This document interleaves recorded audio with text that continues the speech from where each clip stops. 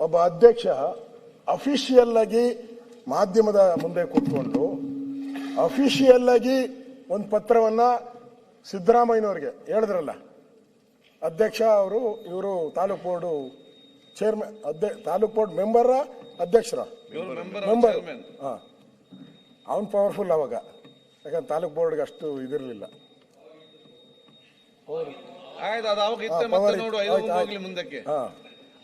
ಒಟ್ಟಾನು ಮುಂದಕ್ಕೆ ಹಾಕಕ್ಕೆ ರೆಡಿ ಇದ್ದೀರಾ ಅಧ್ಯಕ್ಷರೇ?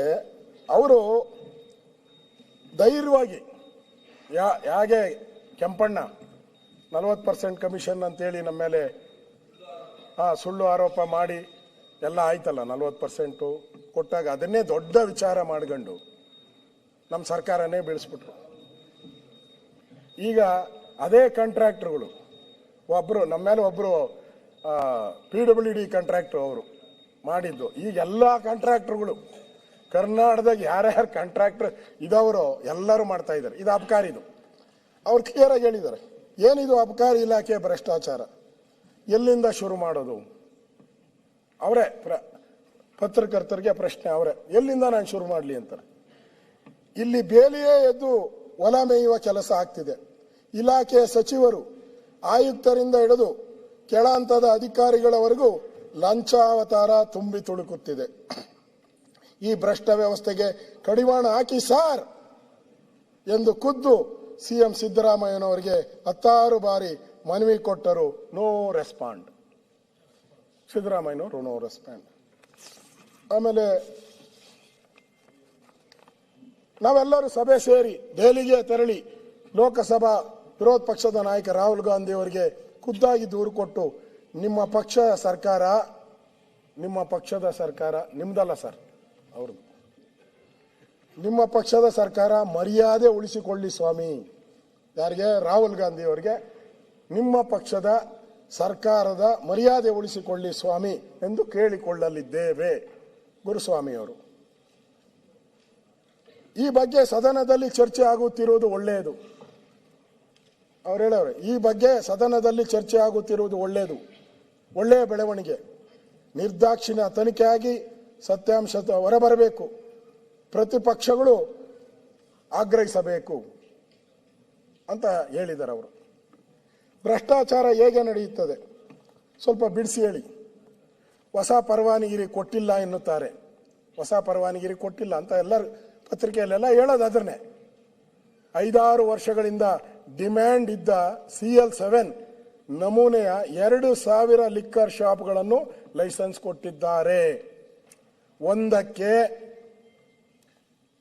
ಒಂದು ₹5,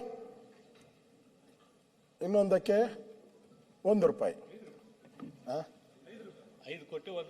ಇಲ್ಲಪ್ಪ, ನಾನು ಹೇಳಿದ್ರೆ ಅವ್ರಿಗೆ ಭಯ, ಢಮಾರ್ ಅಂದೋತಾರೆ. 50 ಲಕ್ಷ, ಒಂದಕ್ಕೆ 50 ಲಕ್ಷ, ಇನ್ನೊಂದಕ್ಕೆ 1 ಕೋಟಿ. 1 ಕೋಟಿ ಸಮಥಿಂಗ್ ನಡೆದಿದೆ. ಇದು ಓಪನ್ ಸೀಕ್ರೆಟ್, ಇದೇನು ಮುಚ್ಚುಮರೆ ಮಾಡೋದೇನು ಇಲ್ಲ, ಓಪನ್ ಆಗಿದೆ, ಓಪನ್ ಫೀಲ್ಡ್. ಅಮರ ಗೋಡಾಯೇ ಅಮರ ರಸ್ತೆ ಅನ್ನಂಗೆ ಓದ್ತಾ ಇದೆ. ಇದು ಓಪನ್ ಸೀಕ್ರೆಟ್. ನೀವೇ ಹಾಕಿ ಎಷ್ಟು ಕೋಟಿ ಆಯಿತು? ಹೊಸ ಲೈಸೆನ್ಸ್, ರಿನ್ಯೂವಲ್, ಬೇರೆ ಸ್ಥಳಕ್ಕೆ ಅಂಗಡಿ ಶಿಫ್ಟಿಂಗ್, ನೇಮ್ ಚೇಂಜ್. ಅವನೇನ ನೇಮ್ ತಿರುಪತಿ ವೆಂಕಟೇಶ್ವರ ಅಂತ ಇಟ್ಕೊಂಡ್ರೆ, ಮಂಜುನಾಥ ಅಂತ ಇಟ್ಕೊಂಡ್ರೆ, ಏನೇ ಇಟ್ಕೊಂತಾರೆ ಈಗೆಲ್ಲ ವೈಟ್ವರ್ಗಳಿಗೂ ಇಟ್ಕೊಂಡ್ಬಿಡ್ತಾರೆ. ಆ ನೇಮ್ ಚೇಂಜ್ಗೂ ದುಡ್ಡು ಕೊಡಬೇಕು. ಅವಂದೇ ಬಾರು, ಅವಂದೇ ವೈನ್ ಸ್ಟೋರು, ಹೆಸರು ಬದಲಾವಣೆ ಮಾಡಿಕೊಂಡ್ರು ದುಡ್ಡು ಕೊಡಬೇಕು. ಅಷ್ಟು ಕರಪ್ಷನ್. ಪ್ರತಿ ಹಂತದಲ್ಲೂ ನೇಮ್ ಚೇಂಜ್ಗೂ 5 ರಿಂದ 10 ಲಕ್ಷ ಕೇಳ್ತಾರೆ. ತಿಂಗಳ 10ನೇ ತಾರೀಕು ಸಂಬಳ ಕೊಡ್ತಾರೋ ಇಲ್ಲ ಗೊತ್ತಿಲ್ಲ, ದುಡ್ಡು ಕೊಡಲಿಲ್ಲ ಅಂತ ಹೇಳಿದ್ರೆ ಕಿರುಕುಳ ಶುರು ಮಾಡ್ತಾರೆ.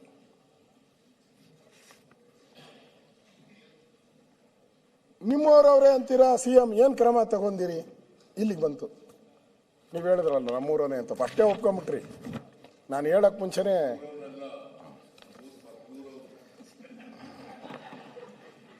ನಾನು ಅದಕ್ಕೆ ಹೇಳಿದೆ, ನಮ್ಮ CM ಹೇಳ್ತಾರೆ ನಾನು ಇವರನೇ ಅಲ್ಲ ಅಂತ ಅಂದ್ಬಿಡ್ತಾರೆ ಅಂತೆ.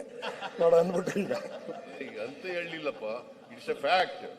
ಅವನು ದುಡ್ಡಿಗೆರೆಯವನು, ನಾನು ಸಿದ್ದರಾಮಯ್ಯನವನು. ಸರಿ ಸರ್, ನೀವ್ ಹೇಳ್ಬೇಕು. ಅವನು ಹೇಳ್ಬೇಕಲ್ಲ ನಾನು ಅವನು ಹೇಳ್ಬೇಕಲ್ಲ ನಾನು ನಿಮ್ಮೂರನಲ್ಲ ಊರನಲ್ಲ ಅಂತೇಳಿ. ಅವ್ನು ಕರ್ದು ಕೇಳಪ್ಪ.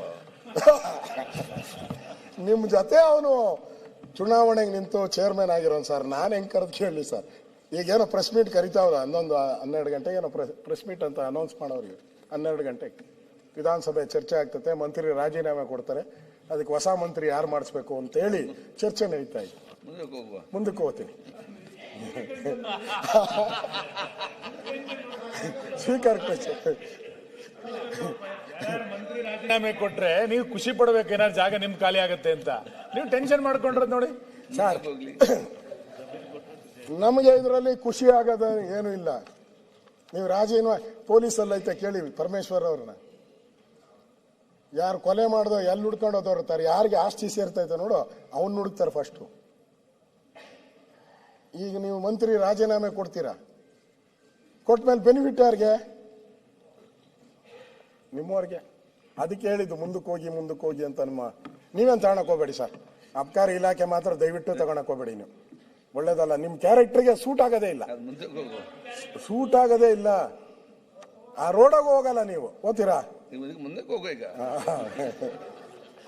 ನಡೆ ಮುಂದೆ. ಯಾಕೆ ಇನ್ನ ನಾನು ಶುರು ಮಾಡಿಲ್ಲ, ಅವಾಗೆ ಶುರು ಮಾಡ್ಬೇಕು. ಮುಗಿಸ್ಬೇಕಲ್ಲ ಬೇಗ. ಯಾವತ್ತೂ ಹಿಂಗ್ ಮಾಡಿಲ್ಲ ನೀವು. ಇವತ್ತು ಬೇಗ ಮುಗಿಸ್ಬೇಕಲ್ಲ. ಇನ್ನ 2 ದಿನ ಆಯ್ತು ಸರ್. ನಂಬರ್ 1 ಇಲಾಖೆ ಸರ್ ಇದು. ನೆಕ್ಸ್ಟ್.